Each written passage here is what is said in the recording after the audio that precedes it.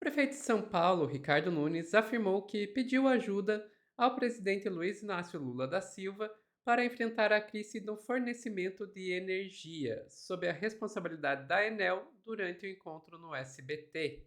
Ele só não esperava pela resposta do presidente e envolve o Tarcísio de Freitas, governador de São Paulo. Quem vai contar essa história pra gente é a Daiane Oliveira aqui no plantão do Meteoro.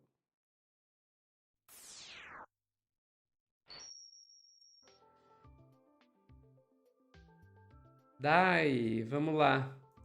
Então quer dizer que o Ricardo Nunes foi lá, pediu ajudinha, pediu socorro, pediu água, pediu alento pro Lula e ouviu que não queria. Exatamente, Sofia. Ele podia ter feito esse pedido de várias formas, em muitos momentos.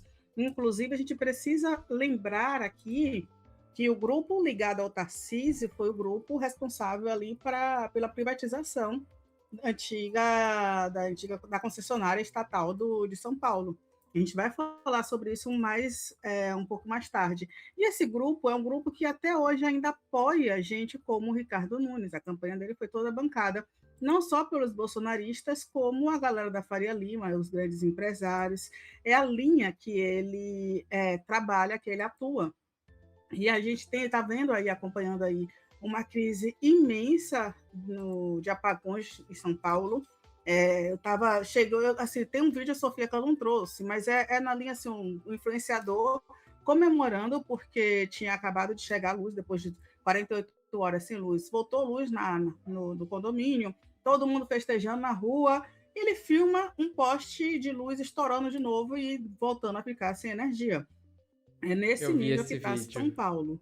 E aí, né, absurdo. E aí, mais uma vez, é só privatizar que melhora, a gente está vendo aí que justamente o contrário. O Chile já mostrou como se faz, o paulista ainda não entendeu, e com esse comentário, Sofia, eu vou te pedir para trazer aí a fala, né, do Nunes para o Lula. Olha o que o Lula responde, porque assim é sensacional, e foi uma humilhação pública para o Tarcísio, sabe? E em tom de brincadeira, viu? É culpa do filho. Não é sua bandeira. Vem cá pra fazer a foto. Eu acho que não tem jeito. Não tem jeito. Fica perto, filma regulatório para ele, sabe? Desculpa perturbar as minhas, mas eu sei que o senhor se preocupa com o povo igual a gente. Eu estou sofrendo.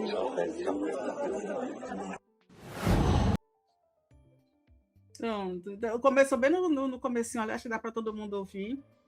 Mas se não, vou te pedir, Sophie, para começar de novo, só para a gente ver aquele começo. O Nunes chega e fala assim: eu quero conversar com o senhor. E aí, certamente, né, a gente não consegue ouvir direito o que o Nunes fala, e foi sobre energia. Aí o Lula, né, carismaticamente fala: a culpa é do Tarcísio. Gente, e é verdade, né? Também é do Tarcísio. É culpa do filho. A culpa é do Tarcísio. Ele já começa assim, tipo, Tarcísio, a culpa é sua. Isso quando o Ricardo Nunes chega para falar sobre esse apagão. O Ricardo chegou ainda a mostrar para o presidente Lula que tem dados sobre as residências que foram afetadas durante os últimos apagões de São Paulo, e o Lula chegou a se comprometer em conversar com o ministro de Minas e Energia para tentar resolver, o Alexandre, Luiz Alexandre. A questão, e aí eu acho que é o principal ponto, Sofia, que é o seguinte: São Paulo já deveria ter redes subterrâneas e monitoramento digital de pontos que estariam ali propícios à interrupção de energia para evitar apagões como esse que vem acontecer, esse que aconteceu. Ventos ali de 96 quilômetros, perdão, desde o dia 10 derrubaram parte da energia de boa parte da cidade de São Paulo.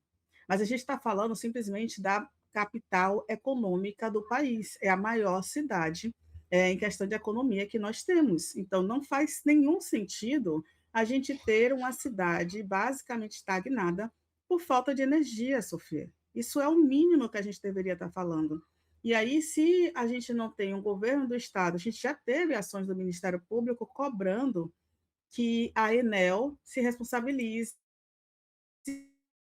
por fazer modificações nas linhas de transmissão, justamente para fazer com que a maior parte das linhas fossem subterrâneas, o que já evitaria boa parte, né, dos prejuízos, boa parte dos apagões, quando é o caso de queda de árvore, muitas vezes acontece por causa disso, e essa ventania mais forte. Em regiões que não fosse possível fazer isso, continuaria por via normal, né, aérea, como geralmente é exposta, mas teria um monitoramento para evitar que houvesse essa interrupção por um tempo tão longo, porque é possível que galhos de árvore caiam realmente, é possível que uma ventania ou com um poste mal colocado, ou que haja um acidente, por exemplo, que derrube um poste. Isso tudo é possível, mas só que precisa ser previsto. E é esse o problema. Esse ninguém é muito Estado, empresa, parece que não tendem a querer melhorar a infraestrutura para fazer com que os apagões acabem. E nisso a gente tem um outro fator, Sofia. Quem tem dinheiro ou empresas utilizam geradores, mas as pessoas no dia a dia não.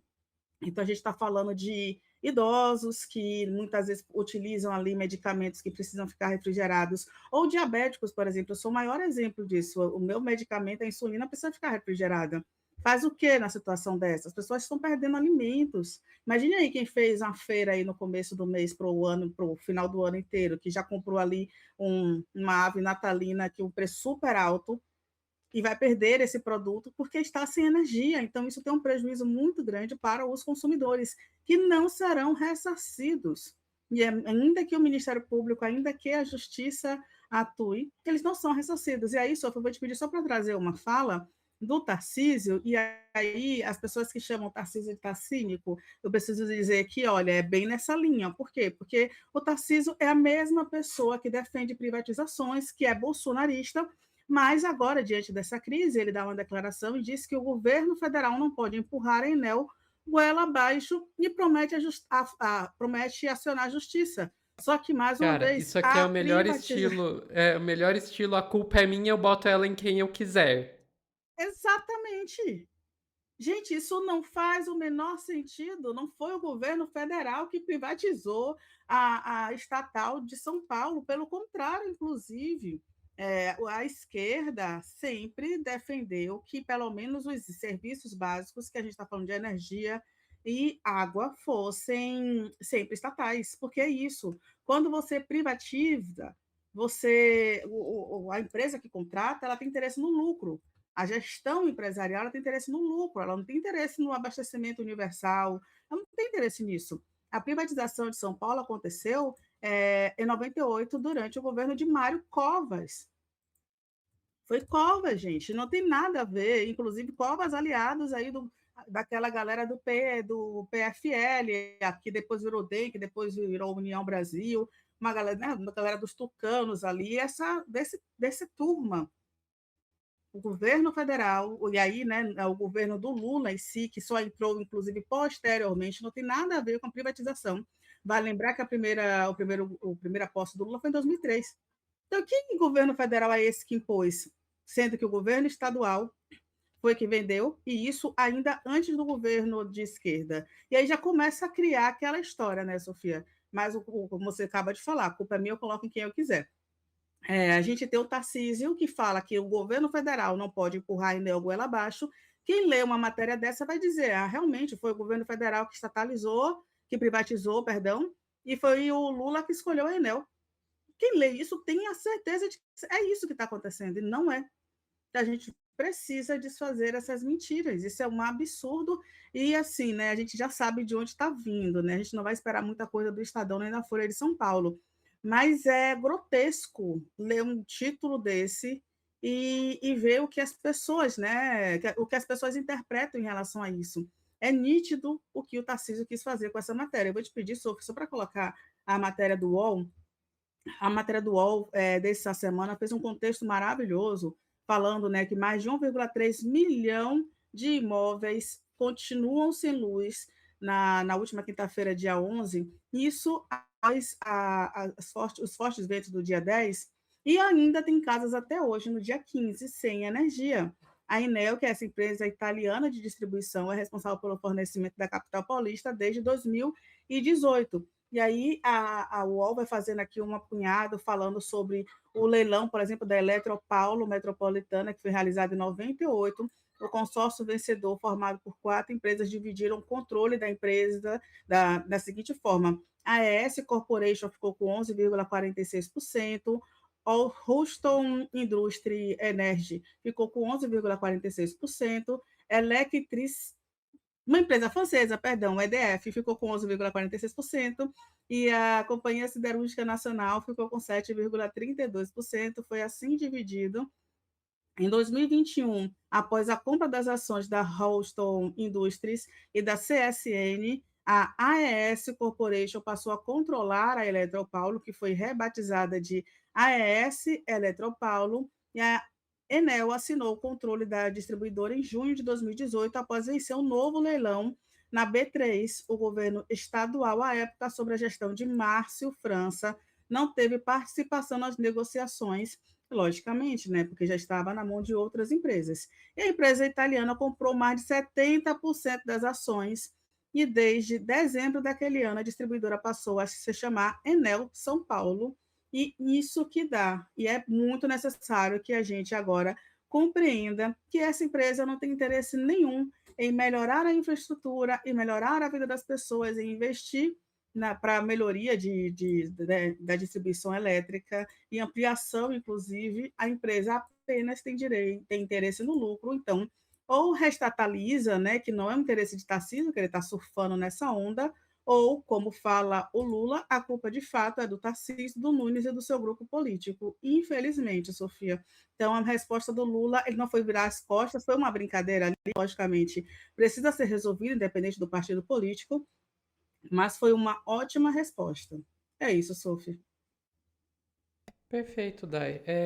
Eu olho uma situação dessas e eu fico pensando como é que alguém ainda defende a privatização depois de um episódio desses.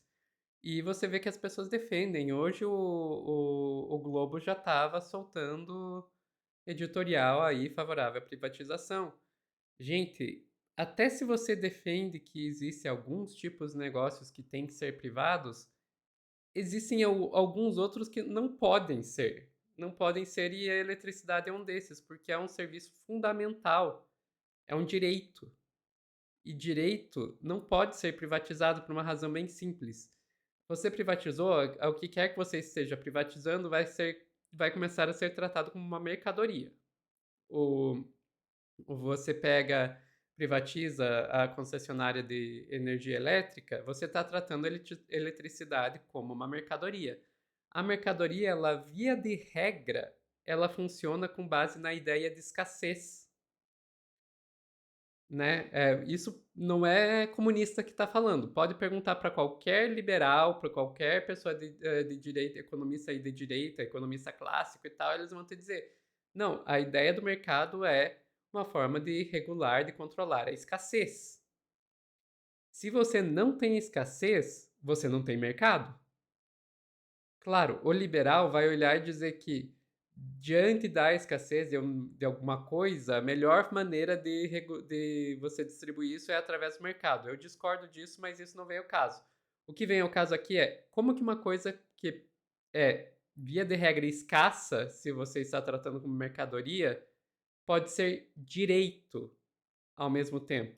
Não faz sentido. O direito é algo que todos devem ter acesso, quer essa pessoa possa pagar por isso ou não. Quer essa pessoa tenha fundos para isso ou não.